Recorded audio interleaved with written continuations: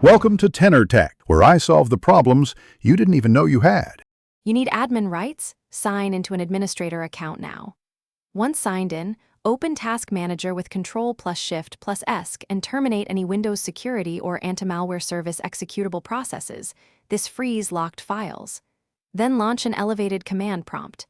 Type CMD, right-click, Run as administrator. Run sfc/scano to repair system files, and after that run dism/online/cleanupimage/ restore health to fix component store issues. These steps clear common corruption that prevents the app from launching. Once system files are healthy, open services. MSC and Restart Security Center, Windows Defender Antivirus Service, and Windows Defender Firewall Services. Make sure they are set to automatic.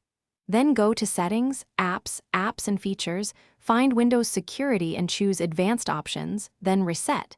This clears app settings that block startup. If that fails, open an elevated PowerShell and re-register, or reinstall the Windows Security app with the appropriate AddApps package or GetApps package, commands to restore its package identity and dependencies.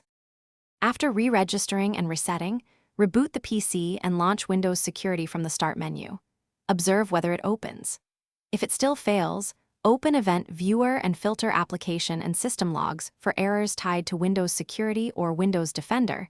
Those error ID guide targeted fixes.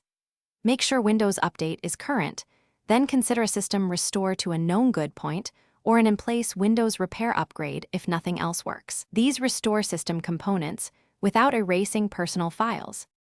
Thanks for watching. Subscribe to keep your life in tune.